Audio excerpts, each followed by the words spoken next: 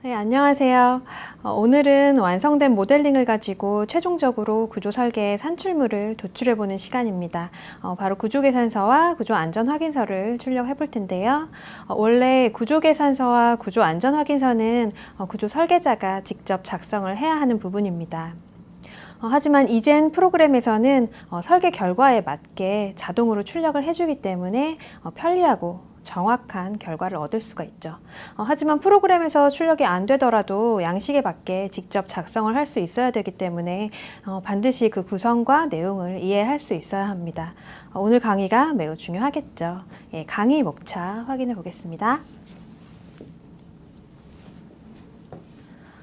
첫 번째로 통합구조계산서를 확인을 하고요. 다음 안전확인서를 확인을 해 볼 텐데요. 구체적인 사항은 강의 진행하면서 자세하게 살펴보겠습니다. 첫 번째로 통합구조계산서 확인하겠습니다. 프로그램 실행해서 출력해 보겠습니다.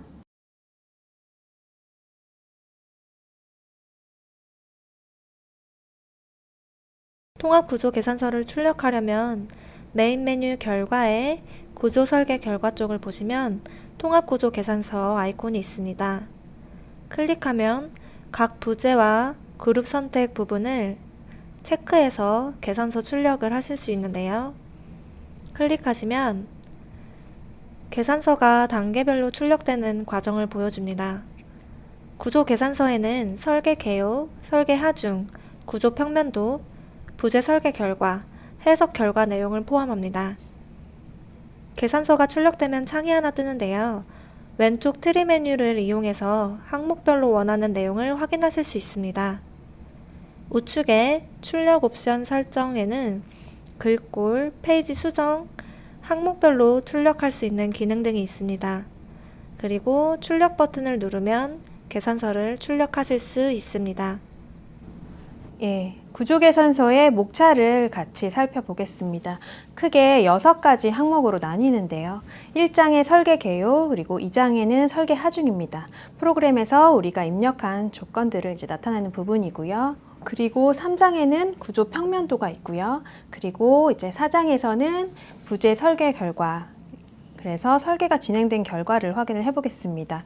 그리고 5장과 6장에서는 설계를 뒷받침하는 이제 근거가 되는 부분입니다. 그래서 5장의 해석 결과는 건물의 전체적인 거동을 평가하는 부분이 될 거고요. 6장의 그룹 계산 결과에서는 부재별 설계 결과를 확인을 할 수가 있습니다. 지금 간단하게 이야기했지만 이제 그 구성이 매우 다양하고 방대하죠. 그래서 계산서는 총 150페이지에 달하는 분량입니다. 그래서 오늘 강의에서는 중요한 부분들만 살펴보도록 하겠습니다.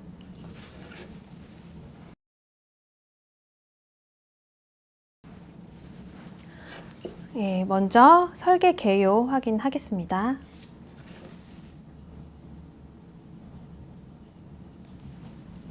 첫 번째로 건물 정보 및 구조 정보에서 입력한 사항들이 계산서에도 같이 명시가 되어 있습니다. 구조 개요를 보시면 지진력 저항 시스템은 철근 콘크리트 보통 전단벽으로 설정했었죠. 그리고 우리가 설계한 건축 구조 기준인 아래 보시면 KBC 2009도 명시가 되어 있습니다. 그리고 재료 강도, 콘크리트는 전체적으로 24MPa로 적용을 했고요. 철근은 SD 400으로 적용을 했습니다. 그리고 아래쪽에 보시면 구조 해석 및 설계용 프로그램도 명시를 하는데요. 마이다스 이젠이라고 명시되어 있는 것도 확인할 수 있습니다.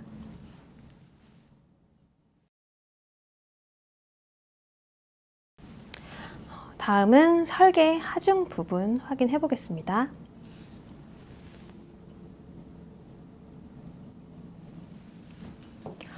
설계 하중은 각 층별로 슬래브에 들어가 있는 바닥 하중을 말을 합니다.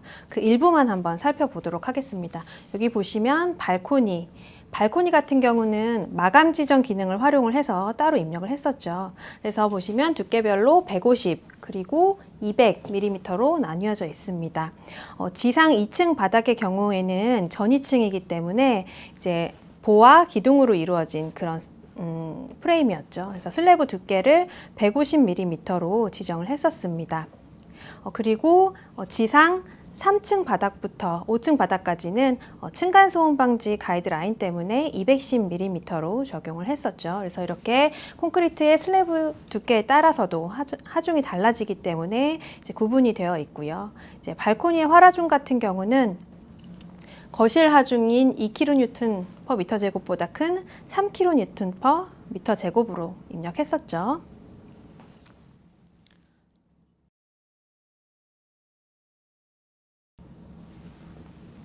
예, 그리고 다음 이제 구조 평면도 부분을 확인해 보겠습니다.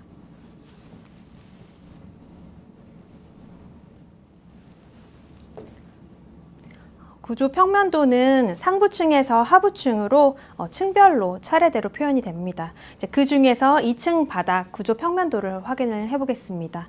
동일한 층의 구조 평면도를 두 장으로 나누어서 표현을 했습니다. 그래서 첫 번째 구조 평면도에는 보시면 보 이름, 그리고 벽체 이름하고 위치, 그리고 오른쪽에 보시면 주기가 있는데 그 부재들의 크기가 표현이 됩니다.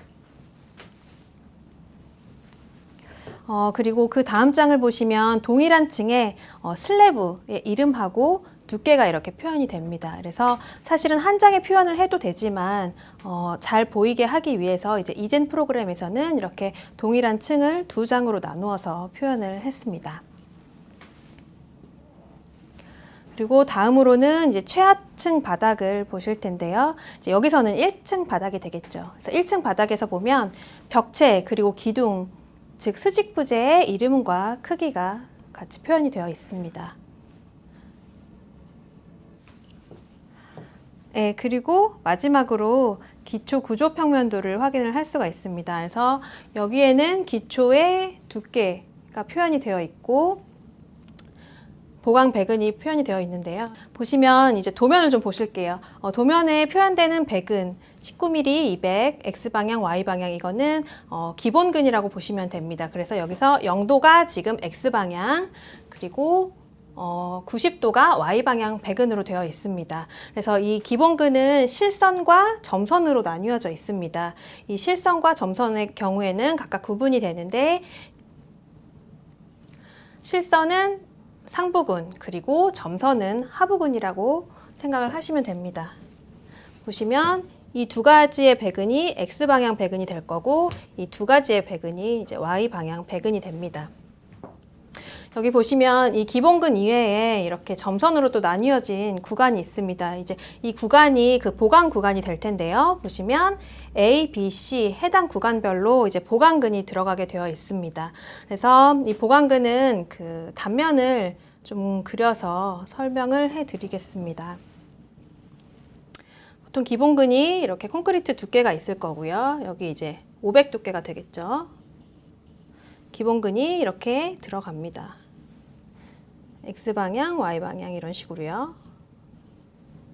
그러면 기본근이 지금 200 간격이기 때문에 이 철근 사이의 간격은 이제 200이 되겠죠.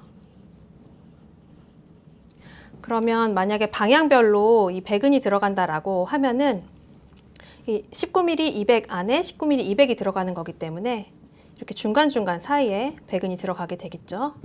이렇게 되면 그 보강 구간에 한해서는 이제 19mm, 100 그 간격으로 이제 보강이 들어간다라고 보시면 됩니다. 그 보강근을 평면상에서 한번 추가를 해보면 A 구간의 경우에는 X 방향으로 19mm, 200이 하부근으로 들어가 있습니다. 그러면 하부근은 점선이니까 요 A 구간은 이런 식으로 보강근이 추가가 될 거고요. 그리고 B 구간 같은 경우는 Y 방향으로 19mm, 200. 그러면 이쪽 B 구간 같은 경우는 Y 방향으로 19mm, 200 들어갈 거고, 그리고 이제 C 구간 같은 경우는 Y 방향으로 19mm, 200. 여기는 이제 상부근이죠. 그래서 이제 실선으로 이렇게 들어가게 됩니다. 이렇게 설계 결과에 맞게 도면을 이제 읽을 줄 알아야지 실제로 내가 시공할 때도 컨트롤을 할 수 있다라고 생각을 하시면 될 것 같아요.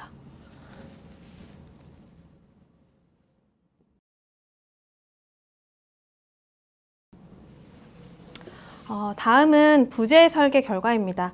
여기서는 각 부재별 리스트, 즉 배근 결과를 확인을 할 수가 있습니다.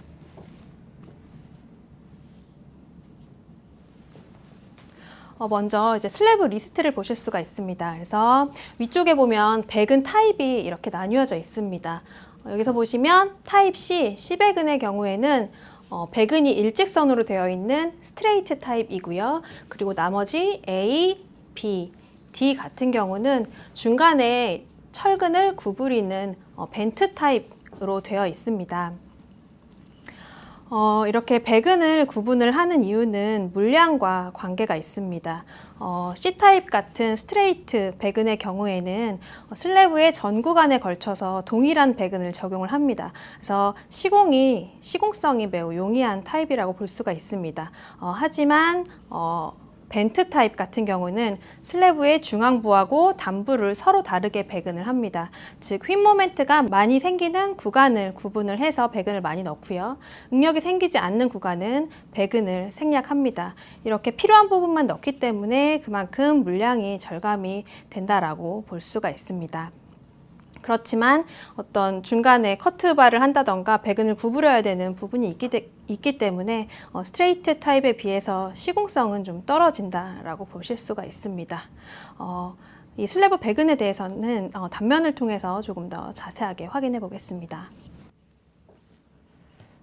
슬래브 배근 타입을 이해를 하기 위해서는 슬래브에 생기는 응력을 생각을 해야 됩니다. 그래서 앞 시간에 이야기했던 보에 생기는 그 모멘트, 휨 모멘트하고 동일한 개념이라고 보시면 되는데요. 예를 들어서 양단부가 고정 조건일 경우에 휨 모멘트도를 그려보면 이런 식으로 단부는 부모멘트가 뜰 거고 중앙부는 정모멘트가 뜰 겁니다. 그래서 실제로 배근이 필요한 구간은 단부 쪽은 상부근이고 그리고 중앙부 쪽은 하부근이 필요하게 됩니다. 나머지 구간은 사실 응력상으로는 배근이 필요하지 않게 되죠. 조금 더 이제 디테일하게 설명을 드리기 위해서 이제 단면상에서 확인을 좀 해보겠습니다. 예를 들어서 단부하고 중앙부에 각각 필요한 배근이 10mm 200이다라고 가정을 했을 때 얘도 이제 HD 10mm 200 정도가 필요하고 그리고 중앙부도 HD 10mm 200 정도가 필요하다라고 봤을 때 각각 타입별로 어떻게 구분이 되는지를 설명을 좀 드리겠습니다. 일단 C타입 같은 경우는 스트레이트 배근이기 때문에 그냥 10mm 200으로 가면 되겠죠. 그래서 X1은 지금 실선으로 되어 있기 때문에 상부근, X2는 점선이기 때문에 하부근이라고 볼 수가 있습니다. 그래서 각각 10mm 200, 그래서 이쪽을 단부 쪽 끊어서 보고 중앙부 쪽 끊어서 보게 되면 단부 쪽은 이렇게 10mm 200으로 들어가 있습니다. 그래서 간격은 각각 200 간격이 될 거고 그리고 얘가 X1 그리고 얘가 X2 이런 식으로 들어가게 될 겁니다. 그리고 단부와 중앙부도 마찬가지 동일한 개념으로 들어가게 될 거고요. 이제 타입 A 같은 경우는 조금 달라집니다. 여기 보시면 X1, X2, X3라고 나뉘어져 있죠. X1 같은 경우는 상부근, 그리고 X2는 단부에서는 상부근이다가 꺾고 이제 중앙부에서 이제 하부근으로 가는 겁니다. 그리고 X3 같은 경우는 전체적으로 다 하부근이 될 거고요. 그러면 실제로는 상부근은 이 X1과 X2가 합해진 결과가 단부 쪽에서 나올 거고 그 다음에 중앙부 쪽에서는 X2와 X3이 합해진 결과가 나올 겁니다. 단면상에서 한번 확인을 해볼게요. 예를 들어서 여기 X1이 400 간격으로 먼저 들어가고요. 그러면 여기가 이제 400 간격이 되겠죠. 그리고 단부에서는 X2 배근이 들어간다라고 했죠. 여기가 이제 X2가 될 겁니다. 그러면은 실제로 얘는 10mm 400 배근 그리고 X2도 10mm 400 배근으로 들어가는데 배근 형상은 200 간격이 되겠죠. 그리고 하부근을 보면은 이쪽에서 끊어진 거기 때문에 이 하부근 같은 경우는 X3 배근 하나만 들어가게 됩니다. 그래서 X3, X3 이런 식으로 들어가게 될 거고 그리고 중앙부 배근을 끊어서 보면 중앙부에는 이제 X1 배근은 들어가지 않게 되고요. X3하고 X2만 들어갑니다. 그래서 이쪽이 x3 배근이 이렇게 들어갈 거고 여기 x2 배근이 들어가겠죠. 이렇게 되면 결론적으로는 200 간격이 될 겁니다. 그래서 실제로 필요한 구간에 들어가게 될 겁니다. 그리고 이제 B타입 같은 경우는 A타입과 유사한데 이 중앙부에 있는 상부근이 이렇게 잘리는 게 아니라 같이 들어가는 배근이라고 봅니다. 그래서 나머지는 동일한 개념으로 보시면 되고 이쪽만 지금 잘리는 이쪽 중앙부 단면을 보면 여기만 이제 X1 배근이 이렇게 추가가 될 겁니다. 이렇게 보면 실제로 필요한 구간에 들어가는 배근은 모두 다 10mm 200이라고 볼 수가 있는데 이제 물량 차이가 있겠죠. 그래서 물량 입장에서 보면은 타입 A가 제일 물량이 적고 그 다음이 타입 B, 이제 그 다음 나머지가 C타입이라고 볼 수가 있고요. 하지만 시공성 면에서는 반대가 되겠죠. 그래서 시공성 같은 경우는 타입 C가 가장 좋고 그 다음이 타입 B. 왜냐하면 중간에 이제 끊지 않아도 되니까. 그리고 마지막으로 타입 A가 될 겁니다. 이렇게 경제성 때문에 A타입 혹은 B타입을 사용을 하지만 B타입을 특별히 사용을 해야 되는 경우는 A타입 같은 경우는 이제 중앙부에 상부근이 없기 때문에 이제 외기에 면하는 슬래브 같은 경우는 아예 철근이 없으면 콘크리트가 이제 온도 변화에 의해서 균열 같은 것들이 생길 수가 있습니다. 그래서 그런 것들을 방지하기 위해서는 철근을 넣어줘야 되는 경우가 있기 때문에 이제 그런 경우에 대해서는 이제 B타입을 쓰신다라고 보시면 됩니다. 그리고 이제 C타입 같은 경우는 이제 시공성을 따지면 C타입을 쓰지만 꼭 C타입을 써야 되는 경우도 있습니다. 그래서 예를 들어서 이제 슬래브의 스팬이 너무 짧거나 아니면은 슬래브 자체가 이렇게 네모 반듯한 정형이 아닌 어떤 비정형 형태로 뜬다라고 할 경우에는 이런 벤트 타입을 쓰기가 어렵기 때문에 이제 시공성이 편리하고 물량이 좀 많더라도 이제 C타입을 쓰게 됩니다. 자, 이렇게 슬래브에 대해서도 살펴봤고요. 그 다음으로는 이제 보리스트를 확인해 보겠습니다.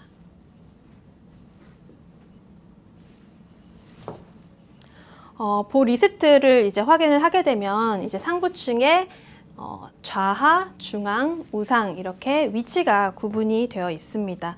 이 보 같은 경우도 슬래브하고 마찬가지로 단부하고 중앙부 구분을 해서 배근을 합니다.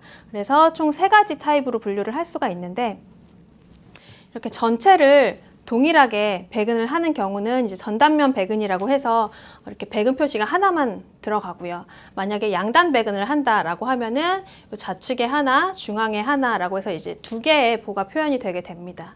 그리고 이제 각각 3 구간을 모두 다르게 배근을 하는 경우에는 보 리스트가 이렇게 3가지가 다 그려지게 됩니다. 그리고 이 보 같은 경우는 지금 평면상에서 이제 그 위치를 확인을 할 수가 있는데요. 여기 보시면은 좌하, 우상 무슨 말인지 좀 헷갈리실 수도 있을 것 같아요.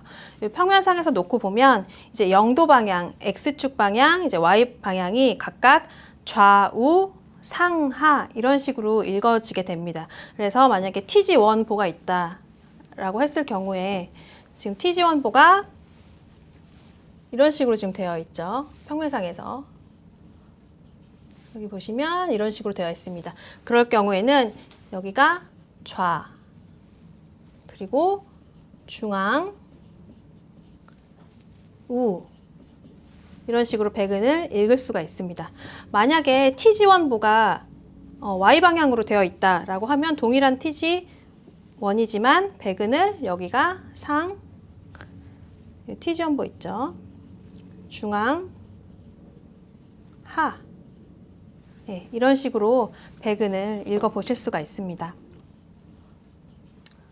이제 보 같은 경우는 휜모멘트에 저항하는 주근, 즉 상부근 탑바, 하부근 바텀바가 있을 거고 그리고 전단에 저항하는 스터럽이 있을 겁니다. 그래서 여기 보시면 E-HD13 골뱅이 100이라고 되어 있죠.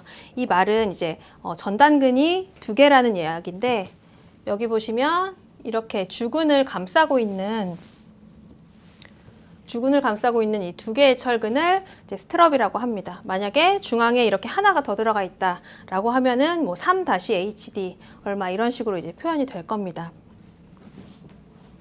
만약에 보 옆에 이렇게 별표 표시가 있는 경우가 있습니다. 그럴 경우에 이제 노트를 확인을 해보면 이제 별 표기보는 역방향 배근이기 때문에 시공시 주의할 것이라는 메시지가 있습니다. 이게 무슨 말이냐면 아까 설명드렸었죠. 좌우 상하로 읽는다고 이제 반대로 되는 겁니다. 이쪽이 좌 그리고 이쪽이 우 그리고 위에가 하 밑에가 상하 좌우 이런 식으로 이제 배근을 읽으셔야 됩니다. 그래서 이것도 보 리스트 확인을 하실 때 주의를 하셔야 됩니다. 네. 지금 보시는 거는 이제 보의 배근 상세, 단면 상세입니다. 그래서 보의 단면을 확인을 해보면 이 주철근, 이제 휨철근이 이렇게 있고 상부근, 하부근이 각각 이런 형태로 배근이 들어가게 됩니다. 여기서 보시면 이 보는 기둥이나 또 혹은 다른 보에 정착이 되게 되겠죠. 그 정착되는 이 단면에서 정착되는 길이, 즉 LDH라는 게 정착 길이라는 겁니다. 그래서 이 정착 길이가 건축 구조 기준에 얼마 이상 확보가 돼야 된다라는 것이 명시가 되어 있습니다. 그렇기 때문에 예제 건물의 같은 경우에는 주철근의 직경이 HD 22mm고요. 그리고 이제 부지의 폭 400 이상은 되어야지 정착이 됩니다. 그래서 예를 들어서 기둥 혹은 보에 정착이 될 때 그 폭을 400 이상으로 계획을 하셔야 되는 것도 이런 정착 개념을 생각을 하셔가지고 이제 설계 시에 고려를 하셔야 됩니다. 그리고 다음은 이제 스터럽 상세입니다. 그래서 내진 상세인데요. 여기 보시면 단부 쪽은 S 간격이라고 해서 촘촘하게 되어 있고 중앙부는 ES 이하라고 해서 더 넓게 배근이 되어 있죠. 이 건축 구조 기준에 의하면 보의 내진 설계를 적용할 경우에는 이 스터럽의 간격 제한이 있습니다. 그래서 간격 제한이 단부의 경우에는 이제 중앙부의 2분의 1 간격 이하로 명시가 되어 있기 때문에 이러한 상세가 이제 쓰이게 되는 것이죠. 이렇게 단부의 스터럽 배근을 촘촘하게 하게 되면은 이제 지진력이 왔을 때 건물이 변형에 저항하는 능력이 확보되기 때문에 갑작스럽게 파괴되는 것을 방지를 할 수가 있습니다. 자, 이렇게 보리스트를 확인을 해봤고요. 다음은 기둥 리스트입니다. 기둥은 이렇게 보와 마찬가지로 주철근이 있을 거고요. 수직 방향으로 주철근이 있을 거고 그 주철근을 감싸는 후프근으로 구성이 되어 있습니다. 이 마찬가지로 기둥의 내진 상세도 확인을 해보게 되면 이 후프근 같은 경우도 단부와 중앙부가 서로 다릅니다. 그래서 단부 같은 경우는 중앙부 배근의 2분의 1 간격으로 촘촘하게 배근을 한다는 것도 알아두시면 될 것 같습니다. 추가적으로 그 기둥의 후프근 가운데서 이제 부재의 내부에 들어가는 내부띠 철근이 있습니다. 이 내부띠 철근 같은 경우에는 주근의 간격에 따라 달라집니다. 그래서 이 주철근하고 주철근 사이에 순 간격이 150 이하다라고 할 경우에는 이렇게 철근에 하나 걸러서 하나씩 이제 감고 엎고 감고 그리고 감아주고 엎고 감고 이런 식으로 하나 걸러 하나씩 감아주게 되는데요. 만약에 150mm를 초과하게 될 경우에는 매 철근마다 이렇게 내부 띠철근을 감아줘야 됩니다. 이러한 내부 띠철근 같은 경우는 기본적으로 이젠에서 자동으로 계산을 해서 입력이 됩니다. 다만 이 기둥의 형상이 비정형 기둥이다라고 할 경우에는 사용자가 직접 추가를 해줘야 됩니다. 자, 예를 들어서 기둥에 이제 비정형 기둥이 있다라고 했을 때 기둥의 설계 편집창을 들어가 보면 이제 내부 띠철근이 아무것도 들어가 있지 않습니다. 그래서 이때는 추가로 해줘야 되는데 내부 띠철근 설정 버튼을 클릭을 해서요. 보시면 이렇게 주철근별로 번호가 매겨져 있습니다. 그래서 이 번호를 확인해서 아래의 창에다가 2개의 번호를 각각 입력을 해주면 내부 띠철근이 입력됩니다. 샘플 기둥 같은 경우는 지금 보시면 이렇게 300으로 되어 있죠. 그래서 주철근의 간격이 150 mm 이하이기 때문에 사실 하나 걸러 하나씩 배치를 해주면 되는데, 여기서 보면 3번하고 11번 그리고 7번하고 14번 이렇게 연결을 해서 그러니까 입력을 해주게 되면 이렇게 내부 띠철근이 생성이 됩니다. 그래서 이제 확인 버튼을 눌러서 이런 식으로 내부 띠철근이 추가가 되도록 설정을 해 주셔야 됩니다. 이제 우리 예제 건물 같은 경우는 비정형 기둥이 없습니다. 그래서 자동으로 이런 내부 띠철근이 배치가 되지만, 만약에 비정형 기둥 설계를 진행을 한다라고 했을 경우에는 이 내부 띠철근 반드시 확인하고 추가를 해 주시기 바랍니다. 네, 다음은 벽체 리스트입니다. 벽체는 기본적으로 이렇게 철근을 더블 레이어로 배근을 합니다. 다만 비내력 벽일 경우에만 이렇게 싱글 레이어로 배근을 하게 되는데요. 이제 비내력 벽 같은 경우에는 앞에 N자가 붙죠.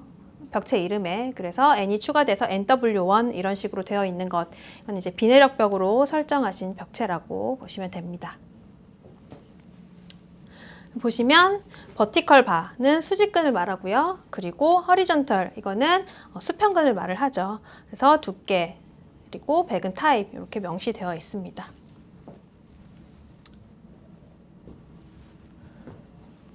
예, 마지막으로 이제 계단 리스트를 확인을 해보겠습니다. 이제 계단 같은 경우에는 계단 참과 계단으로 구분이 되어 있습니다. 그래서 각 평면에 이제 평면 그리고 단면상의 위치에 따라서 이제 배근을 읽을 수가 있어야 됩니다. 그래서 예를 들어서 여기 보시면은 단면상에서 L1, L2, L3, L4 배근이 뭔지 이 평면상에서 확인을 하면 알 수가 있겠죠. 그래서 L1 배근 같은 경우는 상부근, L2 같은 경우는 하부근, 그리고 L3는 반대 방향으로 상부근, L4는 하부근, 이런 식으로 배근을 읽을 수가 있어야 되고, 그에 맞는 배근이 이제 리스트에 포함이 되겠죠. 두께는 앞에 나와 있고요. 그래서 지금 계단 참 부분을 랜딩, 그리고 계단 부분을 스테어, 레프트, 라이트에서 좌측, 우측으로 이제 이렇게 확인을 해보시면 되고요. 나머지는 어려우신 거는 없을 것 같고, 이 중간에 끝에 보시면 엔드바라고 있습니다. 그래서 6-HD10 6대가 들어가 있다는 말인데요. 여기 보시면 단면상에서 이렇게 엔드바가 확인을 할 수가 있습니다. 그래서 상부근 3대, 하부근 3대에서 합해서 6대, 10mm 6대가 이렇게 엔드바로 들어가게 되는데, 이거 같은 경우는 이렇게 코너에 취약한 부분이 생길 수가 있기 때문에 이제 임의로 보강근을 넣어주신다라고 보면 됩니다. 자, 이렇게 해서 부재 리스트들을 모두 확인을 해봤습니다.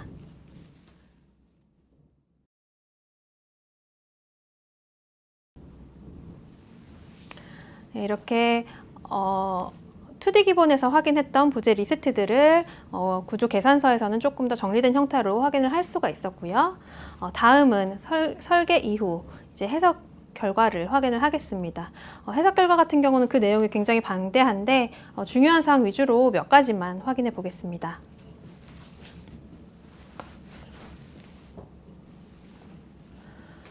첫 번째로는 이제 풍화중에 의한 변이를 확인을 할 수가 있는데요. 여기 보시면 A방향 풍화중에 의한 변이 검토라고 명시가 되어 있고요. 그 다음 장에 보면 A 플러스 90 방향 풍화중에 의한 변이 검토라고 되어 있습니다. 여기 보시면 1.834mm라고 되어 있죠. 이게 이제 평면상에서 Y 방향으로 1.834mm 지금 밀린다는 얘기입니다. 풍화중에 대해서.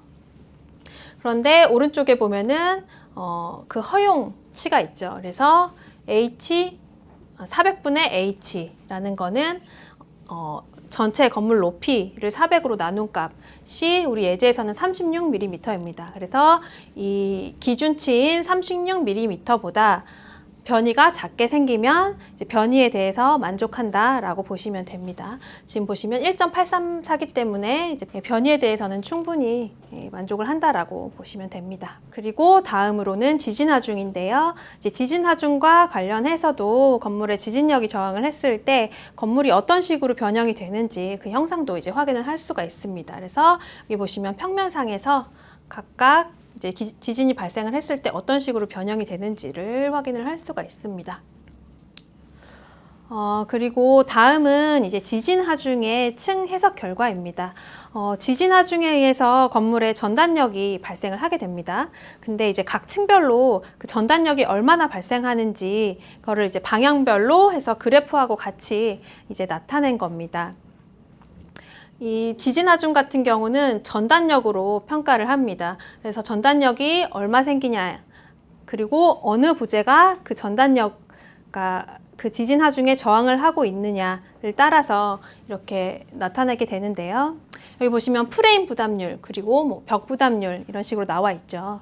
제가 강의 서두에 구조 시스템에 관해서 설명을 하면서 지진 하중에 어떤 부재가 저항하느냐에 따라서 구조 시스템이 달라진다고 말씀드렸던 거 기억나시나요?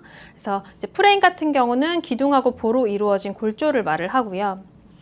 우리 건물 같은 경우는 벽체가 지진 하중의 대부분을 부담하기 때문에 내력 벽식 시스템을 적용을 했습니다. 그래서 그 층별로 프레임과 벽의 부담률을 한번 살펴보겠습니다. 이제 그 벽 부담률 같은 경우는 비율이기 때문에 층별로 각 부재의 부담률의 합은 1이 됩니다. 그래서 예를 들어서 이제 1층에 보시면 RS0는 X방향이라고 했었죠. 이 X방향의 프레임 부담률은 0.262입니다. 그리고 벽체의 부담률은 0.738이고요. 이 두 개를 합하면 1이 될 겁니다. 그래서 이 1층에서는 프레임하고 벽이 같이 저항을 한다라고 보시면 됩니다. 근데 이제 이 2층 이상부터 보게 되면 프레임 같은 경우는 아예 0이죠. 그리고 이제 벽 부담률이 여기서부터는 1이 됩니다. 2층 이상부터는 프레임은 아예 없고 벽체만 있기 때문에 모든 지진 하중을 벽체가 가져간다라는 말이 됩니다.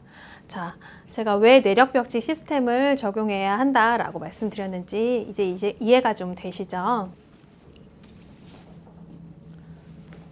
자, 이렇게 해서 해석 결과를 살펴봤습니다. 사실 제가 강의를 진행하면서 이야기했던 부분들이 이 구조계산서에 모두 녹아있다라고 보면 됩니다. 그래서 오늘 강의에서는 사실 간략하게 몇 가지만 언급을 했지만 이렇게 목자해서 볼 수 있듯이 훨씬 더 많은 내용을 담고 있습니다. 해석 결과 쪽에 보면 그 하중 정보도 있고요. 그리고 입력 정보에서 하중 같은 것들도 있고 구조 시스템 결과해서 발력, 진해력 이런 것들 추가적으로 확인할 수 있고요. 그래서 아직은 모든 부분들을 완벽하게 이해할 수는 없겠지만 중요한 부분 위주로 파악을 해 가다 보면 구조적인 지식을 조금 더 확장해 가실 수 있을 것 같습니다. 네, 마지막으로 그룹 계산 결과입니다. 여기서는 부재별로 계산 근거를 확인을 할 수가 있습니다.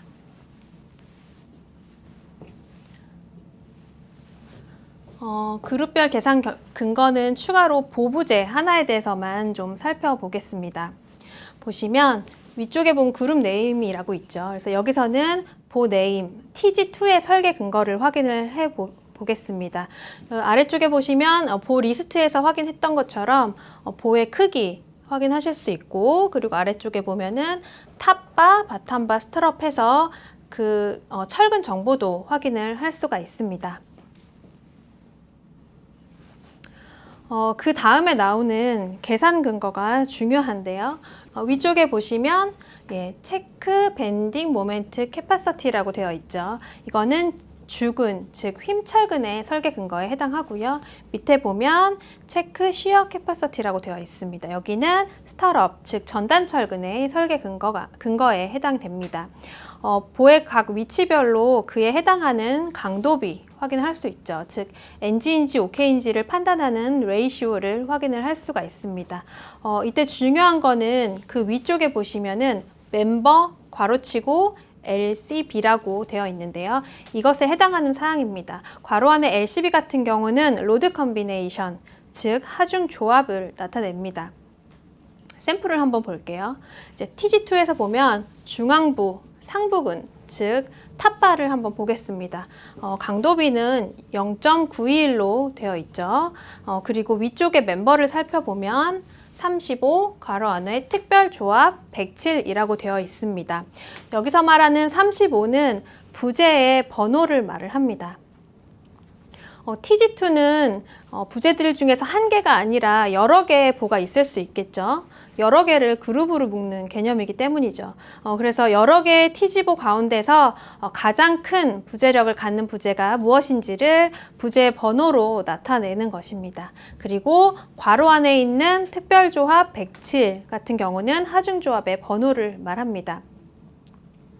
부재 설계를 할 때는 건물에 이제 여러 가지 케이스로 하중이 작용할 때를 고려를 해서 가장 불리한 케이스를 찾기 위해서 하중 조합이라는 개념을 사용한다고 말씀드렸었죠. 그래서 하중 조합 가운데서 특별 조합 같은 경우는 어떤 부재 설계할 때 사용한다고 말씀드렸었죠? 예. 특별 지진 하중으로 설계되는 전이보 설계 시에 쓰이는 하중 조합이었죠.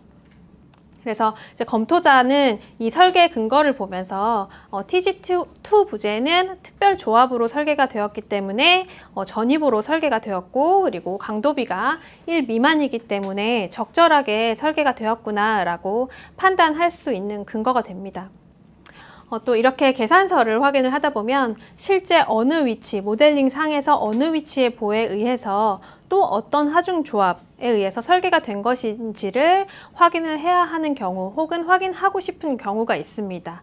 그래서 잠깐 프로그램을 실행을 시켜서 해당 부재를 찾는 방법도 같이 확인해 보겠습니다.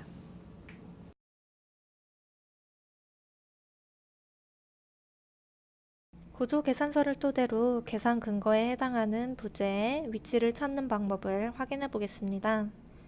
구조 계산서의 트리 메뉴를 보시면 6번 그룹 계산 결과에 6.2 보 및 걷어 그룹별 설계 결과를 더블 클릭합니다. 위에 그룹 네임을 확인하고 TG2 보의 결과를 보기 위해 페이지를 넘겨서 찾아보도록 하겠습니다. 여기 TG2의 결과 중에서 멤버의 번호가 35번, 특별조합 107번의 보를 찾아보도록 하겠습니다.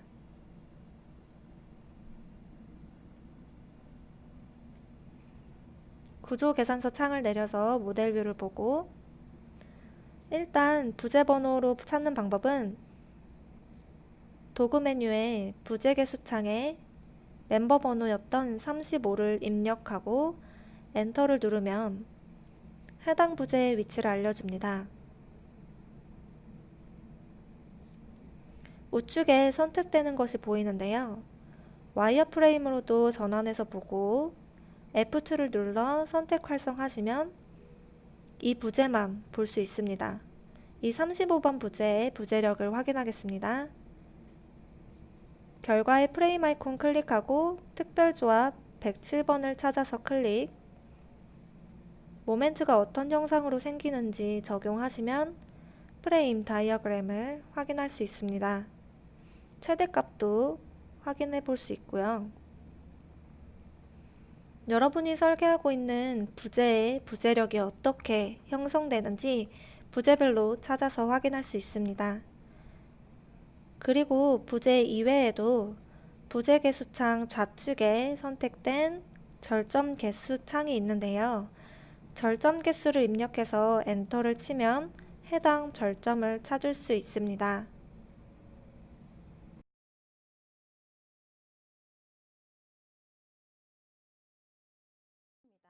계산서 같은 경우는 설계자가 반드시 파악을 하고 있어야 되는 부분이기 때문에 오늘 배운 내용을 토대로 해서 출력된 전체 계산서를 한 번씩 보면서 그 내용 그리고 그 의미를 파악해 보시기 바랍니다. 다음은 구조 안전 확인서를 확인해 보겠습니다. 이 안전 확인서 같은 경우는 구조 계산서의 추각본이라고 말씀드렸었죠. 간단하게 살펴보겠습니다. 앞에서 보면 건물 개요, 그리고 구조 개요와 관련된 사항들이 있고요. 그리고 내진 설계 관련된 그 값들도 명시가 되어 있습니다. 이제부터 안전 확인서를 확인했을 때 횡력 저항 시스템이 뭔지, 그리고 층간 변이가 어떤 의미인지 파악하실 수 있어야 됩니다. 그리고 아래쪽에 보면 특별 지진 하중 적용 여부라고 있죠.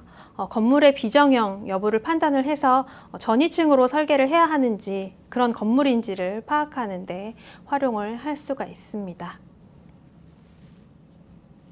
네, 구조안전 확인서까지 확인을 했고요. 강의 내용 정리하겠습니다.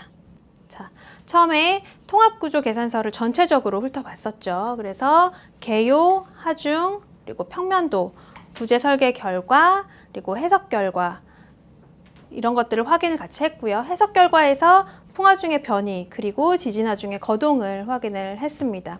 그룹 계산 결과에서는 보 설계 근거를 토대로 근거를 확인을 했고요. 프로그램에서도 해당 부재를 찾아서 확인해 보았습니다.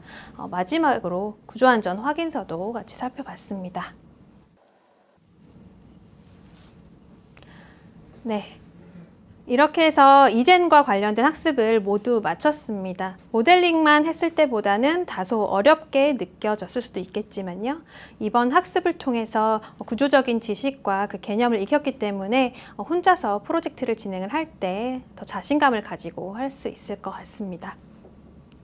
이렇게 해서 이젠 프로그램에 대한 학습은 마무리를 하고요. 다음 시간부터는 훨씬 더 쉽게 다룰 수 있는 드로잉 프로그램을 학습해 보겠습니다. 너무 쉽고 빠르게 도면 생성을 할 수 있어서 깜짝 놀라실 수도 있습니다. 그럼 다음 시간에 뵙도록 하겠습니다.